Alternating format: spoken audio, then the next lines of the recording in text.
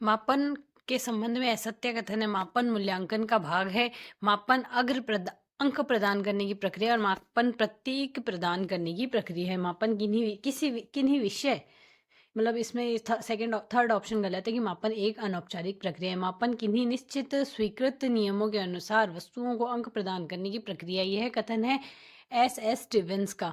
सबसे परिष्कृत मापन है। अनुपातिक मापन सबसे परिष्कृत मापन है। निम्न में से कौन सा कथन असत्य है? सत्य कथन होंगे अंतरित मापन के सापेक्ष मापन होता है। अनुपातिक मापन में निरपेक्ष शून्य बिंदु पाया जाता है और अनुपातिक मापन एक वैज्ञानिक मापनी है। एस स्टीवेंस के अनुसार मापन के 4 स्तरों में से कौन सा एक नहीं है? प्रतिशत मापन नहीं है, बाकी क्रमिक मापन, अंतरित मापन व अनुपात मापन है। विद्यार्थियों के बारे में निर्णय प्रदान करने के लिए सूचनाओं के एकत्रण की प्रक्रिया कहलाती है, आकलन कहलाती है। किसी कक्षा में नामांकित करने से पहले बच्चों के कक्षा स्तर व अधिगम स्तर को जानने के लिए किया जाने वाला आकलन है नियोजनात्मक आकलन। निर्माणात्मक आकलन वह पद्धति है जिसके माध्यम से शिक्षण के उद्देश्य किसी हद तक प्राप्त हो जाते हैं तथा उसके प्राप्त करने में दृष्टिगत कमियों का निवारण कैसे किया जाए, इन तथ्यों पर प्रकाश डाला जाता है। शिक्षण अधिगम प्रक्रिया में शिक्षण की संपूर्ण क्रिया के दौरान किया जाने वाला आकलन है निर्माणात्मक आकलन। रचनात्मक आकलन की विशेषताएं नहीं है। यह शिक्षण प्रक्रिया के दौरान किया जाता है या सूक्ष्म आकलन भी कहा जाता है। इसमें विद्यार्थी की भूमिका बढ़ जाती है। पाठ्यक्रम या सत्र की समाप्ति पर किया जाने वाला आकलन योगात्मक आकलन है। सारांशात्मक आकलन के संबंध में असत्य कथन बताना है तो सत्य होंगे। यह शैक्षणिक उत्पादन का मूल्यांकन है। यह वृहद मूल्यांकन भी कहा जाता है। यह पाठ्यक्रम के निष्पादन का मूल्यांकन कहा जाता है। जब रसोइया सूप चखता है तब यह रचनात्मक है तथा जब अतिथि सूप चखता है तब यह योगात्मक है। शिक्षण निर्देश से पूर्व यह ज्ञात करना कि विद्यार्थी क्या जानता है, यह स्थापन आकलन है। शिक्षण निर्देशन के दौरान विद्यार्थी क्या सीख रहा है, यह रचनात्मक आकलन है।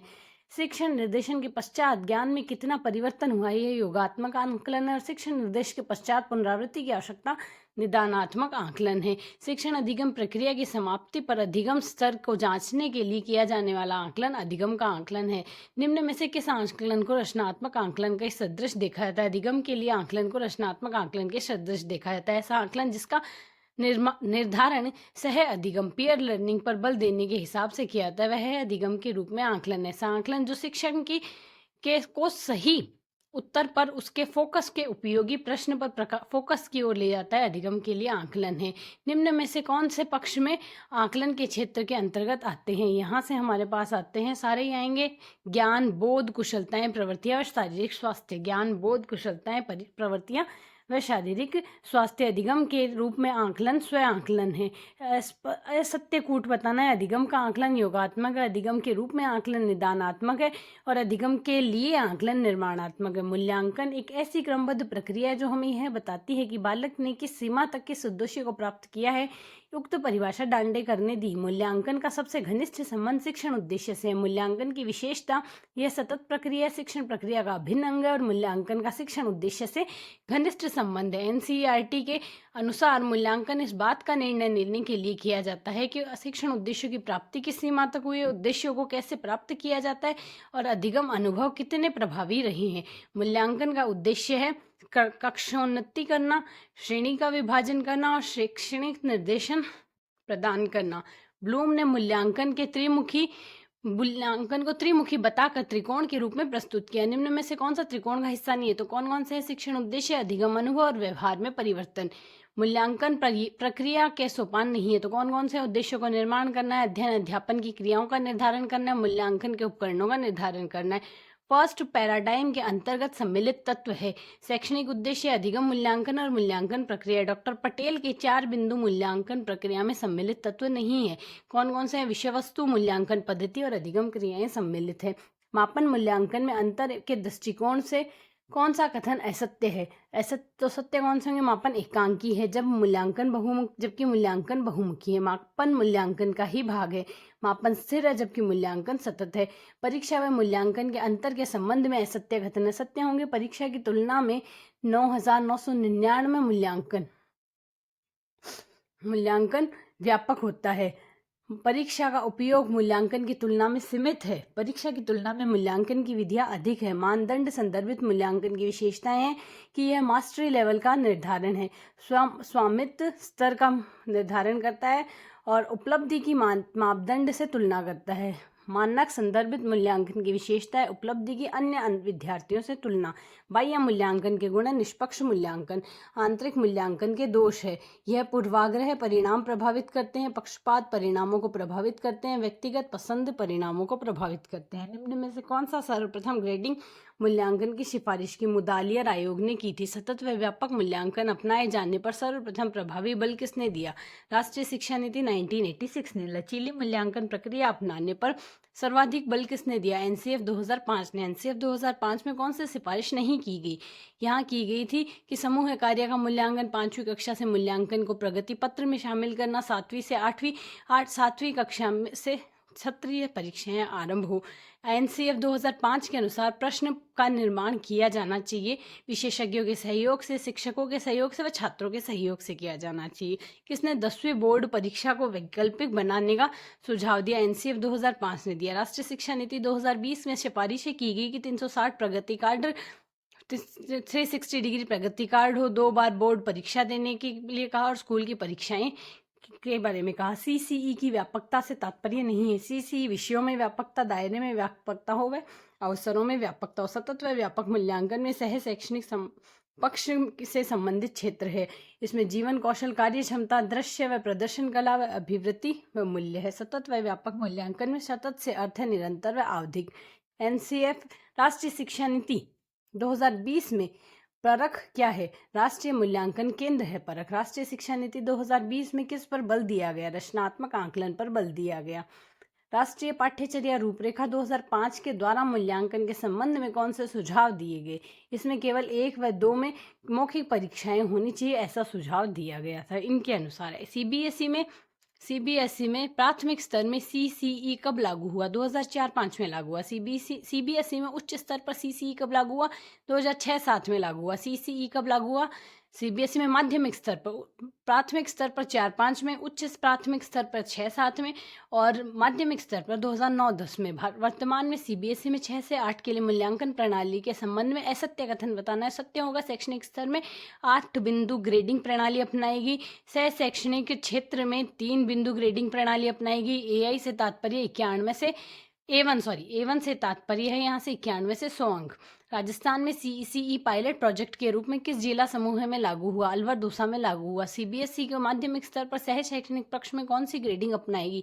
5 बिंदु ग्रेडिंग अपनाएगी। कक्षा 1 से 5 में सीईसीई में समन्वित कार्यक्रम SIQE के रूप में कब लागू किया गया? 2015-16 में किया गया। विद्यार्थी का लगातार व बार बार मूल्यांकन हेतु उपयुक्त परीक्षा पद्धति है सीसीई मूल्यांकन। यहाँ से मूल्यांकन की गुणवत्ता तकनीक है अवलोकन, आकस्मिक निरीक्षण, जांच सूची, संचयी अभिलेख व रेटिंग स्केल, सारे ही इसमें है। मूल्यांकन की मात्रात्मक तकनीक नहीं है। साक्षात्कार नियमा की दत्त कार्य है, लिखित परीक्षा है, मौखिक परीक्षा है। परीक्षा की वस्तुनिष्ठता से तात्पर्य प्रश्नों की वस्तुनिष्ठता व अंकन की वस्तुनिष्ठता। परीक्षण में यथार्थता, शुद्धता व सत्यता से तात्पर्य वैधता से। सतत व व्यापक मूल्यांकन में मूल्यांकन प्रक्रिया शिक्षण प्रक्रिया का एक अभिन्न अंग है। सतत व व्यापक मूल्यांकन में शैक्षणिक क्षेत्र का आकलन बहुतकनीकी के उपयोग से औपचारिक व अनौपचारिक दोनों रूपों में किया जाता है। सीबीएसई में कक्षा 10 में A1 ग्रेड का तात्पर्य उत्तीर्ण विद्यार्थी के शीर्ष कक्षा 1 से 8वीं तक विद्यार्थी। राजस्थान में सीसीई पायलट प्रोजेक्ट के रूप में कब लागू किया गया? 2010-11 में। राजस्थान में सीसीई कार्यक्रम किसके द्वारा समन्वित करके चलाया गया? SIQE के द्वारा। एक परीक्षण जिस उद्देश्य का गुण के मापन के लिए निर्मित किया जाए, यदि वह उसी उद्देश्य के गुण का मापन करे तो परीक्षण की विशेषता होगी वैध होता है। एक उत्तम परीक्षण की विशेषता है वैध, विश्वसनीय व व्यापक। यदि एक परीक्षा के परिणाम समान परिस्थिति में विभिन्न अवसरों पर एक समान रहते हैं तो विश्वसनीय प्राप्तांक की उस संगति की ओर इशारा करती है जो एक ही व्यक्ति के विभिन्न अवसरों पर उसके परीक्षण के मापने पर प्राप्त होते हैं। यह किसने कहा है? यह एनी अनास्ताशी ने कहा है। निबंधात्मक परीक्षाओं के दोष है, यह कम व्यापक होते हैं। निबंधात्मक परीक्षाओं के गुण है कि विद्यार्थी की मौलिकता का विकास होता है, उच्च मानसिक क्षमता का विकास होता है, आलोचनात्मक चिंतन पर बल दिया जाता है। वस्तुनिष्ठ परीक्षा के दोष है, इसमें विचारों की अभिव्यक्ति का पता नहीं चलता। वस्तुनिष्ठ परीक्षा की विशेषताएं हैं कि यह इसकी व्यापकता अधिक और अधिक विश्वसनीय है।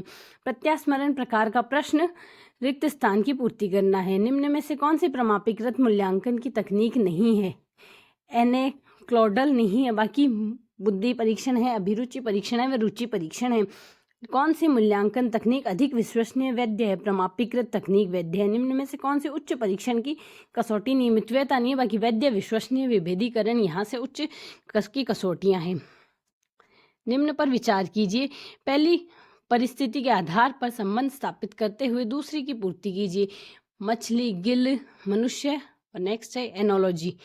एनोलॉजी है एक वस्तुनिष्ठ उपरोक्त प्रश्न किस प्रकार का वस्तुनिष्ठ प्रश्न है? ऐसा प्रश्न एनोलॉजी प्रश्न कहलाता है। सत्य असत्य प्रकार के प्रश्न का अन्य नाम है एकांतर अनुक्रिया। सर्वाधिक अनुमान की संभावना एकांतर अनुक्रिया के प्रश्नों में रहती है। सबसे कम अनुमान की संभावना सामान्य प्रत्यास्मरण के प्रश्नों में रहती है। ऐसी फाइल जिसमें विद्यार्थी द्वारा किए गए कार्यों का नमूना कार्य के साथ व्यवस्थित करके किया जाता है पोर्टफोलियो फाइल कहलाती है। पोर्टफोलियो फाइल की विशेषता है कि इसमें नमूना कार्य पत्र व्यवस्थित करके लगाया जाता है, इसको कक्ष में सुरक्षित करके रखा जाता है। यह संचयी रिकॉर्ड व्यक्ति के सामाजिक संबंध को जानने के लिए किया जाने वाला परीक्षण है समाजमिति परीक्षण। निम्न में से कौन सा रेटिंग स्केल का प्रकार है? आंकिक, ग्राफीय व बाध्य चयन। ऐसा परीक्षण जिसमें हाँ या ना में उत्तर हाँ या नहीं में हो उत्तर जांच सूची कहलाता है। ऐसा आलेख जिसमें किसी घटना को मौके पर ही महत्वपूर्ण समझकर निरीक्षित रिकॉर्ड किया जा सके, उसके संबंध में गुणात्मक टिप्पणी का लिखी जाए कहलाता है एनेक्डोटल। प्रेक्षण को वस्तुनिष्ठ बनाने के लिए किया जाता है प्रेक्षण सूची का उपयोग किया जाता है। अवलोकन या प्रेक्षण मूल्यांकन तकनीकी की विशेषता है। एक तो यह प्राथमिक स्थिति में विद्यार्थी के व्यवहार के बारे में सूचनाओं का एकत्रण है और कक्ष के बाहर के व्यवहार की सम्मिलिति है। ऐसे व्यक्तिगत अभिलेख जिसमें विद्यार्थी के बारे में कई वर्ष तक की सूचनाएं एकत्रित हो संचित अभिलेख कहलाते हैं। निम्न में से कौन सा साक्षात्कार का प्रकार है? संरचित, असंरचित और अर्ध संरचित। निम्न में से लिखित साक्षात्कार की संज्ञा दी जाती है प्रश्नावली को। निम्न में से मूल्यांकन की कौन सी तकनीक गुणात्मक नहीं है? प्रायोगिक परीक्षण गुणात्मक नहीं, बाकी समाजविधि, संचयी अभिलेख, प्रश्नावली गुणात्मक बताइए इसके अनुसार। निम्न में से कौन सा परीक्षण व्यवहार के भावात्मक पक्ष का मूल्यांकन करता है? समायोजन परीक्षण करता है, समाजविधि परीक्षण करता है और मूल्य परीक्षण करता है। एक उपलब्धि परीक्षण यह ज्ञात करने के लिए कि प्रयोग किया जाता है कि बालक ने क्या सीखा, कितना सीखा। उक्त परिभाषा सुपर ने दी। उपलब्धि परीक्षण का महत्व नहीं है। उपलब्धि परीक्षण का महत्व विद्यार्थियों के श्रेणी विभाजन में, शैक्षणिक निर्देशन और प्रेरणा में है। प्रश्न या पदों में विश्लेषण में सूचना एकत्रित की जाती है। अंक समय सीमा व कठिनाई स्तर पर अंकन योजना के अंतर्गत किया जाता है। मुक्त उत्तरात्मक प्रश्नों के लिए उत्तरों का अंक प्रदान करने की प्रक्रिया निश्चित उत्तरात्मक प्रश्नों की उत्तर तालिका है और वह आवश्यकतानुसार प्रश्न में सुधार है। प्रश्न पत्र निर्माण में ब्लूप्रिंट का आवश्यक तत्व नहीं है। यह उद्देश्य विषय वस्तु उत्तर तालिका नहीं है, बाकी उद्देश्य विषय वस्तु और प्रश्नों का प्रकार है। परीक्षण के स्वरूप निर्माण में किया जाता है। उद्देश्य की दृष्टि से अंक भार, विषय वस्तु की दृष्टि से अंक भार व प्रश्नों के प्रकार की दृष्टि से अंक भार। प्रश्न पत्र निर्माण के समय कितने प्रकार के उद्देश्यों को ध्यान में रखा जाता है? 4 प्रकार के उद्देश्यों को ध्यान में रखा जाता है। उपलब्धि परीक्षण निर्माण का सही क्रम है। परीक्षण का स्वरूप बनाना, ब्लूप्रिंट का निर्माण बनाना, प्रश्न पत्र का निर्माण करना व अंकन योजना बनाना है। उपलब्धि परीक्षण की विश्वसनीयता ज्ञात करने की विधि है सह संबंध विधि। उपलब्धि परीक्षण की वैधता ज्ञात करने के लिए प्रयोग में लिया जाता है पियर्सन का सह संबंध सूत्र। निदानात्मक परीक्षण के अंतर्गत छात्रों के अधिगम कठिनाइयों का पता लगाया जाता है। निदानात्मक संप्राप्ति परीक्षण एक प्रभावशाली उपकरण है। एक आदर्श निदानात्मक संप्राप्ति परीक्षण द्वारा अनेक प्रकार के संभावित अशुद्धियों के प्रत्यक्ष पक्ष में शिक्षण का ध्यान चला जाता है, जिसने संभावित अशुद्धियों के प्रत्यक्ष पक्ष में शिक्षक का ध्यान लगाया जाता है, जिससे वह उन अशुद्धियों को विकसित हेतु होने से पूर्व दूर कर सकता है। उक्त परिभाषा किसने दी? क्रॉनबेक ने दी। निदानात्मक परीक्षण आवश्यक है अधिगम कठिनाइयों का पता लगाने के लिए, अधिगम कठिनाइयों को दूर करने के लिए, शिक्षण प्रक्रिया में सुधार करने के लिए निदानात्मक परीक्षण किया जाता है। मंदबुद्धि बालकों के लिए, मध्यम बुद्धि बालकों के लिए, प्रतिभाशाली बालकों के लिए। उपचारात्मक परीक्षण का आधारभूत सिद्धांत नहीं है। यह सिद्धांत कौन से होंगे? छात्रों के स्तर का ध्यान रखना चाहिए, छात्रों की प्राप्ति के लिए सूचित किया जाना चाहिए, छात्रों को प्रोत्साहित करना चाहिए। सिम्पसन व योकम के अनुसार निम्न में से किस विषय में उपचारात्मक शिक्षण आवश्यक नहीं है? विज्ञान में आवश्यक नहीं, बाकी भाषा, अंक गणित व वाचन में आवश्यक। उपचारात्मक शिक्षण उपयोगी है पढ़ाई में पिछड़े बच्चों के लिए, पुरानी अपराधी प्रवृत्ति के बालकों के लिए और गंभीर संवेग बालकों के लिए। चिकित्सकीय शिक्षण कहा जाता है, उपचारात्मक शिक्षण को कहा जाता है। भाषा शिक्षण में नैदानिक परीक्षण के अंतर्गत छात्र की कमजोरियों का कारण हो सकता है। यहाँ शिक्षण का उच्चारण दोष, छात्र के लगातार अनुपस्थित होना, छात्र के ध्यान में कमी, सारे हो सकते हैं। शिक्षण शैक्षणिक निदान की प्रक्रिया के अंतर्गत नहीं आता है। छात्रों का चयन आता है, विषय वस्तु के विभिन्न विशिष्ट क्षेत्र का चयन आता है और कठिनाई स्थलों का अन्वेषण आता है।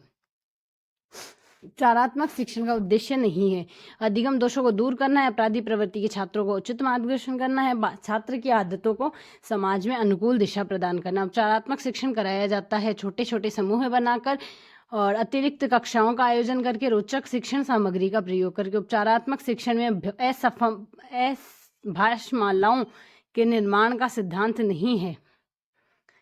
अभ्यासमालाओं का निर्माण शिक्षण सूत्रों के अनुरूप हो, प्रत्येक त्रुटि के आधार पर अलग अलग अभ्यासमाला बनाई जाए। अभ्यासमालाओं के निर्माण से पूर्व त्रुटियों का विश्लेषण। उपचारात्मक शिक्षण के आधार पर निम्न में से कौन सा है? निदानात्मक परीक्षण। सामाजिक विज्ञान के आकलन का मुख्य उद्देश्य है शिक्षार्थियों को प्रतिपुष्टि देना तथा मानक स्थापित करना जिनको पाने में वे प्रयासरत है। खुली किताब मूल्यांकन का मुख्य उद्देश्य क्या है? विद्यार्थियों के सभी तथ्यों विचारों का कंठस्थ करने के भार अनुभव नहीं होगा। शिक्षार्थियों के संकलनात्मक आंकलन का उद्देश्य है सत्र के समाप्त होने का आंकलन। केवल कागज पेंसिल जांचों का आंकलन को सीमित कर देता है। सतत व समग्र मूल्यांकन के अनुसार आंकलन के बारे में निम्न में से कौन सा उद्देश्य सबसे उपयुक्त है? विद्यार्थियों को उत्तर देने के लिए प्रोत्साहित करना उपयुक्त है। आकलन के बारे में निम्न कथनों में से कौन सा कथन सही है? आकलन के विद्यार्थियों को यह सहायता मिलनी चाहिए कि वे अपनी शक्तियों व रिक्तियों को देख सके व रिक्त तदनुसार उन्हें ठीक कर सके। आकलन केवल स्मरण शक्ति का ही नहीं, बोधन व अनुप्रयोग का भी होना चाहिए। एक शिक्षक शिक्षार्थियों को कुछ मानदंड देते हैं और कहते हैं कि वे उन पर आधारित अपनी परियोजना का आकलन करें। निम्न में से कौन सा आकलन का प्रयोग शिक्षक द्वारा किया गया? स्वयं आकलन का। सतत आकलन का उद्देश्य यह है जानना कि बच्चे कैसे सीखते हैं। मूल्यांकन का उद्देश्य है शिक्षण अधिगम प्रक्रियाओं में सुधार करना। सीखने के लिए आकलन अभिप्रेरणा को बढ़ावा देता है। निम्न में से कौन सा सत्य है? रचनात्मक आकलन कभी कभी संकलनात्मक हो सकता है एवं इसकी प्रकार विपरीत भी हो सकता है, मतलब संकलनात्मक रचनात्मक भी हो सकता है। भाषा के संदर्भ में निदानात्मक परीक्षण का उद्देश्य है निदानात्मक परीक्षण बच्चों की भाषा प्रयोग संबंधी कठिनाइयों को संभावित कारणों की पहचान करना। किसी विषय विशेष में विद्यार्थियों की कमजोरियों और विशेषताओं को ज्ञात करने वाला परीक्षण है निदानात्मक परीक्षण। विश्वसनीयता की ज्ञात करने की विधियां हैं 4 और प्रश्न पत्र निर्माण की प्रक्रिया है। यहाँ से सबसे पहले आएगा शिक्षण उद्देश्य का निर्धारण करना, फिर परीक्षण का स्वरूप बनाना, फिर ब्लूप्रिंट तैयार करना, प्रश्न निर्माण करना, अंकन तैयार करना। शिक्षण उद्देश्य का निर्धारण, परीक्षण का स्वरूप बनाना, ब्लूप्रिंट निर्माण, प्रश्न पत्र निर्माण व अंकन निर्माण है। उपचारात्मक शिक्षण की सफलता मुख्यतः निर्भर करती है समस्याओं के कारणों को सही पहचान में। भाषा के सतत व्यापक मूल्यांकन का उद्देश्य है बच्चों के सीखने की प्रक्रिया को समझकर उपयुक्त शिक्षण अधिगम अपनाना। वस्तुनिष्ठ प्रकार के प्रश्न हैं, यहाँ से मिलान प्रश्न, सत्य असत्य, वर्गीकरण प्रश्न और बहुविकल्पी प्रश्न। सहभागी परीक्षण, सहभागी व असहभागी कितने प्रकार के हैं? अवलोकन प्रकार के हैं। जब हम उपलब्धि परीक्षण का प्रयोग करते हैं तो इस बात का निश्चय करना चाहते हैं कि एक विशिष्ट प्रकार की शिक्षा प्राप्ति के उपरांत व्यक्ति ने क्या सीखा है। भाषा के निदानात्मक परीक्षण वह परीक्षण है जिसके द्वारा अनुसंधानकर्ता छात्र भाषागत दोषों को खोजता है, उसे अपने स्कूल के विषय में सामान्य प्रगति नहीं कर पाते हैं। तो यह परिभाषा शोनेल ने दी है। उपचारात्मक परीक्षण बुरी आदतें पढ़ने के पढ़ने और अच्छी आदतें नहीं होने पर प्रदान किया जाता है। यह कथन है गुलिन, मॉयर्स व ब्लॉयर का। निम्न में से कौन सा रचनात्मक आकलन है? सत्र परीक्षा रचनात्मक आकलन है। बहुविकल्पी प्रश्न बच्चों की सही उत्तर की पहचान की योग्यता का आकलन करते हैं। निम्न में विद्यार्थियों के सीखने में जो रिक्तियां रह जाती है उसे निदान के बाद समुचित उपचारात्मक कार्य होना चाहिए। पारंपरिक बाह्य परीक्षा की तुलना में वर्तमान समय में विद्यालय आधारित मूल्यांकन को सुदृढ़ करने की आवश्यकता क्यों है? क्योंकि विद्यालय आधारित मूल्यांकन में बच्चों को सभी योग्यताओं का मूल्यांकन होता है। सतत व व्यापक मूल्यांकन के बारे में निम्न में से कौन सा कथन असत्य है? सत्य है सतत व्यापक मूल्यांकन सतत पहलू के अंतर्गत मूल्यांकन के सतत व आवधिक पहलू को ध्यान में रखता है। व्यापक व संगठन विद्यार्थियों के विकास के शैक्षणिक व उसके अलावा सह शैक्षणिक पहलुओं का निर्धारण करता है। इस मूल्यांकन में बहुविध तकनीकों का उपयोग करके अनौपचारिक रूप से प्राप्त रूप किया जाता है। पढ़ाई के दौरान असफल होने वाले विद्यार्थियों के मूल्यांकन निम्न में से किस प्रणाली के तहत होता है? निदानात्मक मूल्यांकन प्रणाली के तहत। क्षेत्र मिति इकाई का योगात्मक आकलन पेपर पेंसिल के द्वारा किया जा सकता है। क्रिस्टीना अपनी कक्षा को क्षेत्र भ्रमण पर ले जाती है।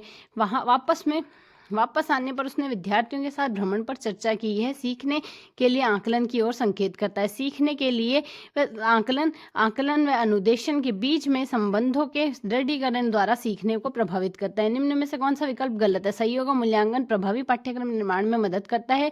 मूल्यांकन उद्देश्य केंद्रित होता है। मूल्यांकन शिक्षण अधिगम प्रक्रिया में बौद्धिक मार्गदर्शन प्रदान करता है। गणित में नैदानिक परीक्षण का उद्देश्य नहीं है। कौन कौन से उद्देश्य? बच्चों की समस्या में अंतर को जानना, बच्चों का उपचारात्मक शिक्षण करना व गणित की अवधारणाओं को समझने में आने वाली कठिनाइयों को दूर करना। विद्यार्थी के विकसित कौशल तथा ज्ञान का परीक्षण कहलाता है। उपलब्धि परीक्षण शिक्षा में सुधार के लिए विभिन्न आयोगों के सिफारिशों में आंतरिक जांचों की संख्या बढ़ाने की सिफारिश की गई है, क्योंकि आंतरिक जांच सभी पक्षों का मूल्यांकन करती है। मूल्यांकन प्रक्रिया में केवल बच्चों की क्षमता का मूल्यांकन नहीं होता है, बल्कि शिक्षण की प्रक्रिया का भी मूल्यांकन होता है। यह कथन पूर्णतः